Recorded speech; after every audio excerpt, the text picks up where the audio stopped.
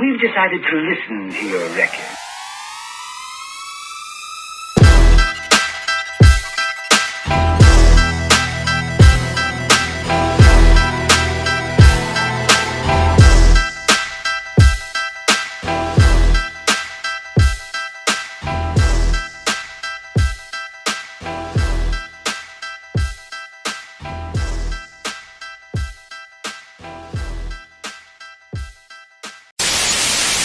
Did you know that in South Africa, the furniture market was valued to 2.3 billion US dollars in 2022? Well, today I'm standing in Innova Concept Store, one of the best furniture store you can find in South Africa, if not in Africa. You don't believe me?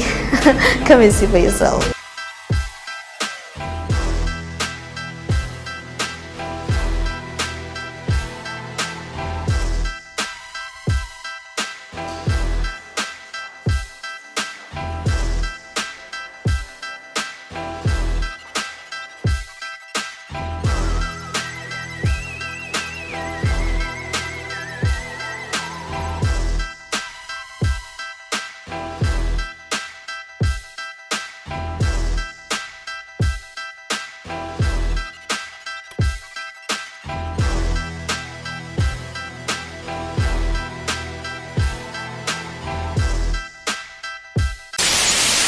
Hello guys, welcome to my YouTube channel. My name is Tanatswa and today I am joined by Mr. Brent, the CEO of Innova Concept Store. Yes. Welcome Mr. Brent. Thank you for having me. You're welcome. Please tell us about your business. Yeah, so the Innova Concept Store is a store representing many European brands. We wanted to bring design to Cape Town. Okay. Not only do we represent international brands, but we represent many international brands as well. Tell us about your background, how you grew up and how it led to your entrepreneurship into you. So my father was an entrepreneur, so Okay. I suppose it's sort of in your DNA. None of us have really had proper jobs, yeah, we've had to go out and find opportunities. So I come from a family who love design, are passionate design, are eagerly engaged in design, and I suppose as a result of that, try to find opportunities in design, ways to promote and to really be engaged with the design, the greater design community. Wow, that's very amazing. So when did you start this business? So I actually started this particular business in London, in 1999. So we I wasn't even a thought by that time. Yeah, exactly. That just shows you how long I've been doing this. Yes, wow. Yeah, so I started the business in London in 1999. We still have our head office in London. We still continue to work in London on many exciting projects. And I lived in London for a very long time. Okay. I lived in London almost 16 years and then wanted to come back to South Africa to bring back the skills that I've learned operating in a European market, to bring design to Cape Town. Wow. So about 10 years ago I relocated from London back to Cape Town and yeah, brought a lot of the experience and knowledge that I've gained working in Europe and introduced it into the Cape Town market. Wow, that's amazing. So is Innova your first business? It's my first and only business. Wow. I've never had a job. Wow, that's amazing. So we've been going 25 years now. Wow, that's great. Because many people, when they finally succeed in what they're doing, it wouldn't be their first time in the business. Look, it's entrepreneurship is not easy. It's actually very difficult. And I suppose I'm fortunate in that I don't know anything else. I've never had a job. I've never been an employee. I've always been an employer. And that comes with many benefits and disadvantages. Starting out as a 24-year-old person, straight out of, I was at Stellenbosch University, I didn't know how to run a company. And so you do a lot of learning on the job, which is a good and a bad thing. I suppose let's say the negative is that you have to learn everything yourself. That's true. Versus if you've been employed, you actually understand how things work. I mean, I didn't know how to invoice. I didn't know how to, do bank account recons and all those type of wonderful things. So yeah, it was a lot of learning. But then the alternative was, I was 24 years old. I didn't know that I couldn't not do it. So, wow. As a young person, I'm sure you'll appreciate that life hasn't beaten you up yet. And also, if you fail, you're only 24 years old, you can go and find a job. Exactly. So the path to entrepreneurship was actually quite easy because, if I have to sleep on a couch in a friend's house, then so be it. Because you failed, but you don't have a wife and a family and a mortgage and all those things. You can just be who you are and be passionate about what you're trying to achieve. And also at 24 you probably find you've got that energy and you've got that excitement to try something new and to start it. So it's not for everybody. I often wish I was able to get a paycheck at the end of every month. But that often doesn't happen. It doesn't happen, it's not a given. Whereas if you obviously employed, you can get that salary check. You know that at the end of the month you're getting a certain amount. And that comes with various benefits. But then the upside is that you need to work for your money, and what you put in is what you get out. Wow. So it's not for everybody. And also you need to understand who you are as a person. Are you cut out to be entrepreneur? The uncertainty, the stress, it's not for everybody. True. But then the upsides are, well, there's a lot of upsides. One is that you obviously don't have your own boss. So you are the boss. So what that allows you to do is your business reflects you.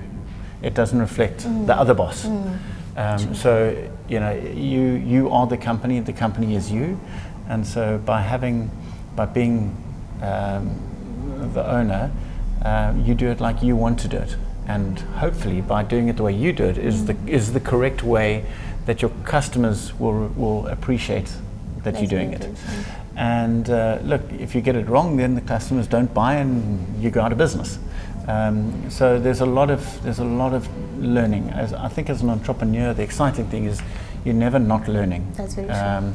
Every day is a learning thing. There's always something to learn, either from staff, from clients, from the market. And I think that's what excites you about business is it's so dynamic. There's very few businesses that can just do exactly what they did 50 years ago and continue to do that. There's always new trends. Obviously, I'm talking to you now about a social media platform. 10 years ago there wasn't a social media platform, so now you have to sort of change tack and you have to embrace that. Very true. So yeah, I think entrepreneurship is exciting. You need to have a lot of energy for it. You have to be very dynamic. And you also have to understand who you are as a person if entrepreneurship is for you. Maybe working for a corporate is maybe the better way for you as a person, because the alternative is entrepreneurship and might not be as good. Wow, thank you so much. The other question that I would like to ask you is, what are the 3 things that you have learned in your entrepreneurial journey the hard way? The hard way? Yes. I think it's is to look at all opportunities from many different sides, because some opportunities can cost you money. So not everything is the right opportunity. So it's to understand it and to try and I suppose looking at those opportunities. The other thing is to ask a lot of questions. Make sure that you fully understand what you're doing. Let's take a lease from a property, fully understanding what that lease entails, understanding the positives and the negatives, so that when you sign for 4 years, 5 years, that you understand what you're getting into. And to also understand clients, to make sure that you deliver what you are promising your clients, and not under delivering, managing their expectations. Do you have any role models in the business industry? Yeah, I think probably my father was a good role model. As I said, he was an entrepreneur. I think he was highly regarded in his industry, and I think his staff also highly regarded him. So not just the clients, but I think his staff also appreciated him as a person and as a businessman. So I would say that he's definitely an inspiration for me to try and aspire towards, which obviously is it's nice and it's close to home, and you've got somebody who is part of your DNA. So that's a great opportunity to have that person. So there's a lot of sacrifices that those type of people make, whether it's family, whether it's time, whether it's there's sacrifices that they make. So you need to look at your role models very cleverly and understand not just what they're doing, but what are they not doing, and what are they giving up, and to make sure that if you're following that person's path, that you understand the negatives or the sacrifices that they've given up. I remember when I first started, I mean, it was 12-hour days, pretty much, 7 days a week. All those successful people, you have to be driven. If you're not doing it, nobody else is going to do it. Very sure. If I have to look at other people, I think it's also surrounding myself with successful people to learn. I look at my friendship circles, and I look at the people that I am associated with. If you are, let's say, the most successful person in your group, then that's great, not gonna grow. But you're not going to grow. So it's always to try and gravitate towards people who you can learn from and bounce ideas from. I think that's, for me, I look at my network, and I'm constantly learning from other people, and just bouncing ideas off other people. I think in my opinion, one of the big downsides of entrepreneurship is it's actually a very lonely position. It's a very it's isolating. Okay. So as an entrepreneur, you have the ability to surround yourself with people, whether they are staff, whether they are consultants, or people who you can use as a sounding board. And I think as an entrepreneur, it's vital to have a good support system that can help you work through challenges, problems, and opportunities. I look at what happens in some of the underprivileged areas in Cape Town, where there's a lot of gangs, and you look at the people trying to rise out of that. And if you're hanging around the wrong people, it's very easy to go into that. However, if you start changing the people and your influence, it only betters you, because you want to be like them, or you want to be better with those people. So I think you have to look at your and it's not a monetary thing. It's about a choice that you make in terms of who you surround yourself with. There's good people everywhere, and you just got to find those right people and make sure that that you're surrounding yourself with people who add value to your life. And it's not a take thing. You've got to give to that relationship as well. You can't just take, because then you just be a sponge. But you have to add value to those people. And I think your network is very important. What is the best advice you've ever gotten? I wouldn't say I got it. Okay. I read it. I'm not a big reader. I wish I read more books. You're just like me. Yeah, I don't read books. Yeah. But one of the books I did read, and it's a very famous book, and it's slightly cliched, the book. The book is called Rich Dad, Poor Dad. Oh, I know it. You know it? It's a very cliched book, but I found it that book resonated with me. Okay. And what resonated with me was, I suppose, in my life, my father was probably, I wouldn't say my father was a poor dad, but what the poor dad was saying resonated with me in terms of how I was brought up.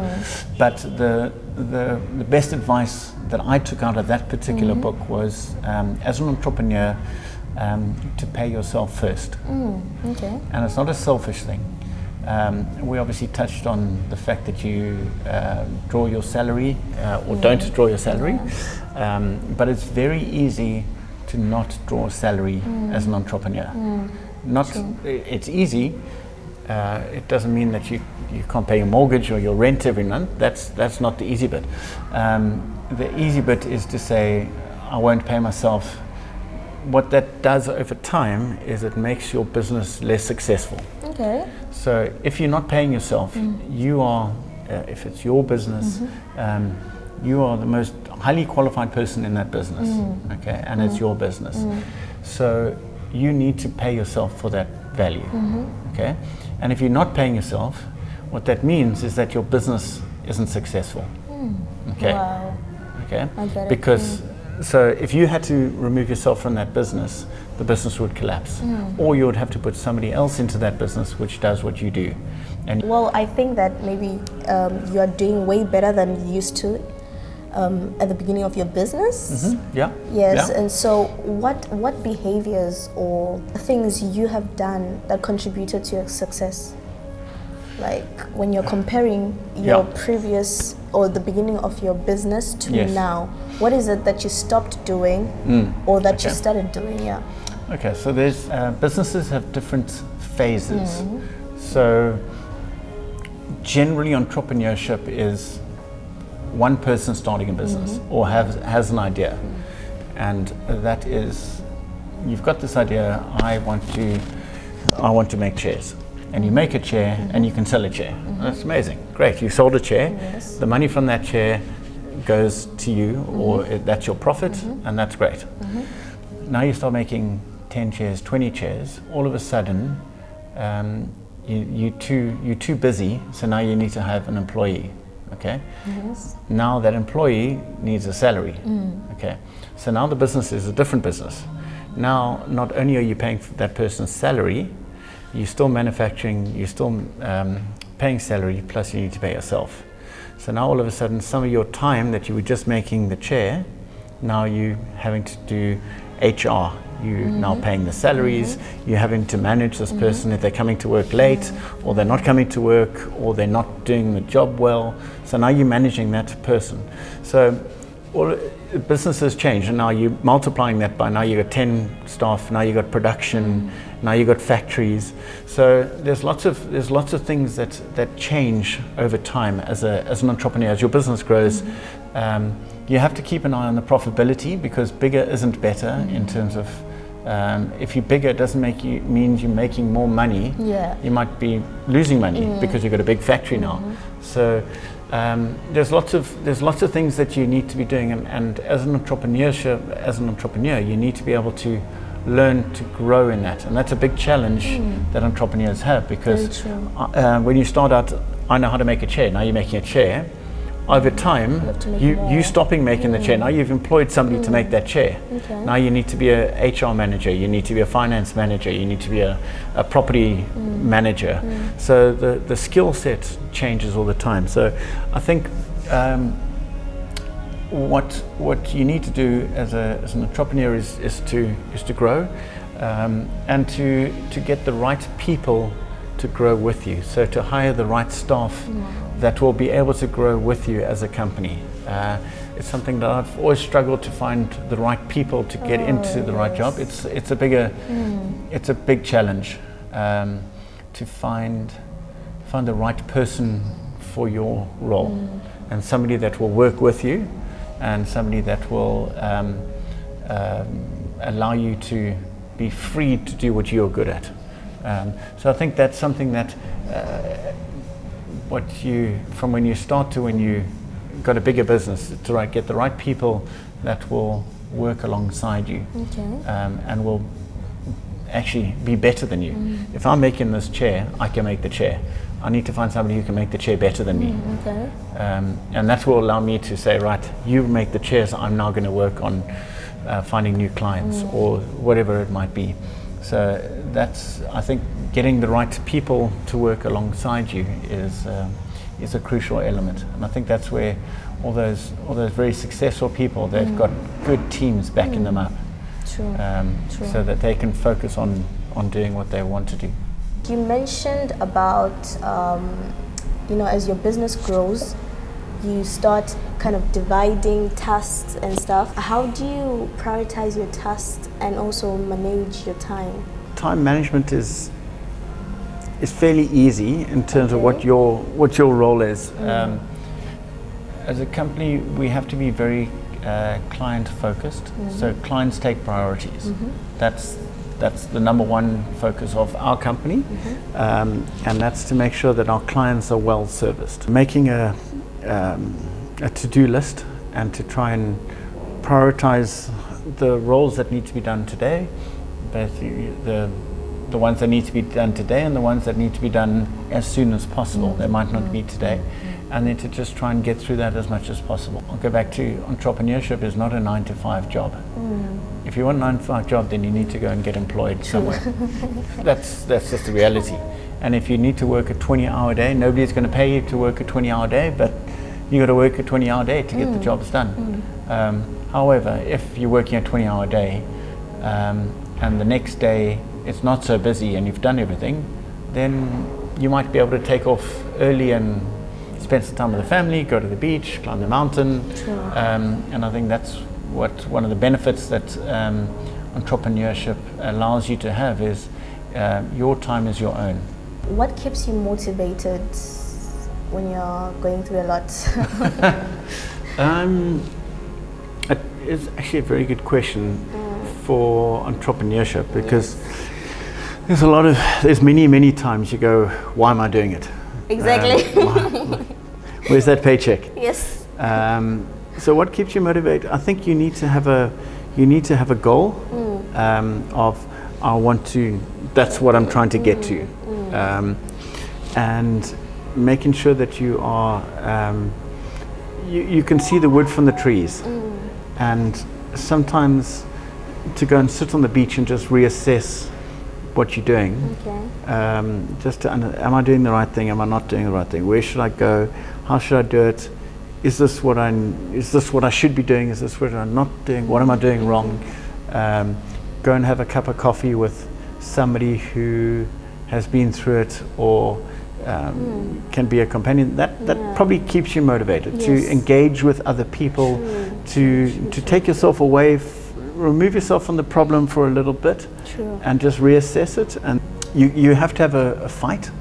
And I see in some of the schools now they're trying to teach children the word that they want to use is grit. I don't know if you're familiar with the word grit. Grit is fight, but internal fight.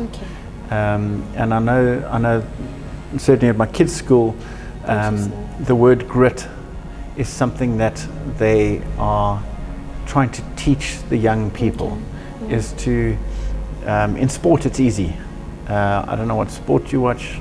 I watch rugby, and if you having to tackle and defend all the time, when you know you're losing, but you're still fighting, you still fight, and you're hanging on till the end.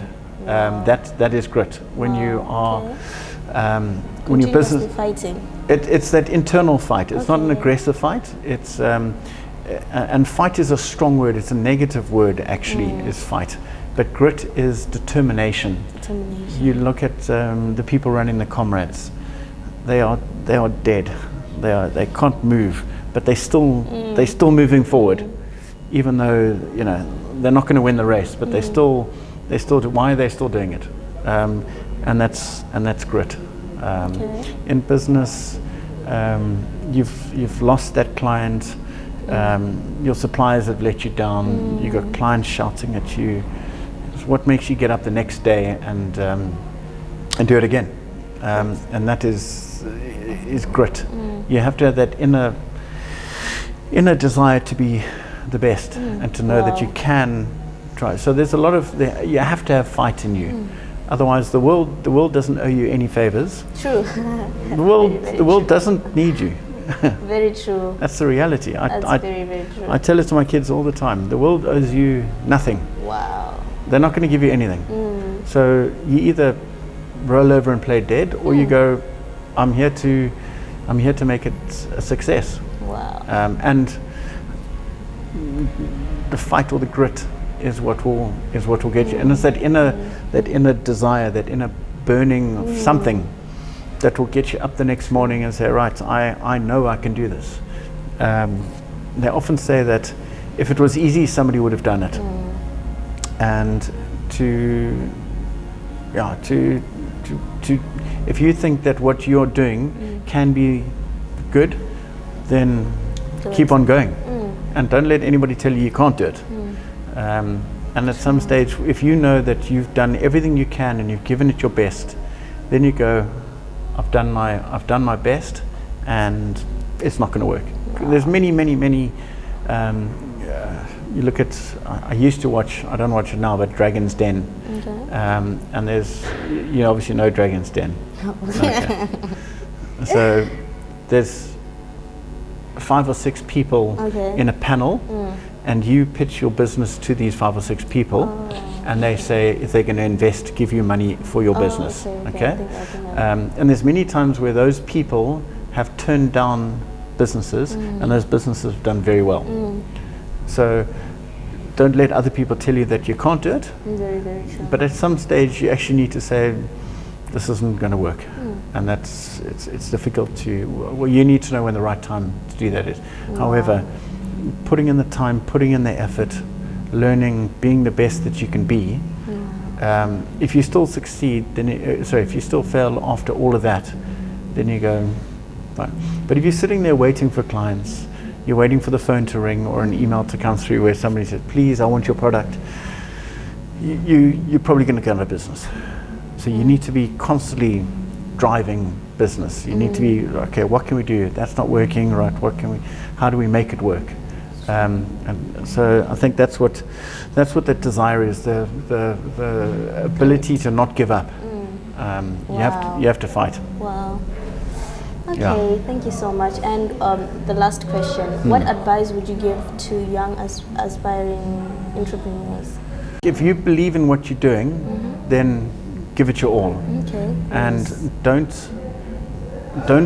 blame anybody. You can only blame yourself. Yes. And to make sure that if it works or if it doesn't work, that you can say, I've done everything. Wow. So don't, I'll go back to my previous statement, the world doesn't need you and they don't owe you anything. True. So don't expect anybody to give you anything. We're not here for handouts or charity or anything. If you want to be an entrepreneur, then you have to expect that the world is not going to love your product, but they might need it. Or actually they might not need it, but you can still sell it to them. Yes. So you have to put in the hours. Wow. There's nothing for free. And sometimes don't take no for an answer. If somebody says, I'm fine, thank you, actually no, or use a different way to get into those clients or that opportunity. So I think I'll go back to also my other statement of grit, in terms of keep going, don't lose faith, and sometimes put yourself into that position.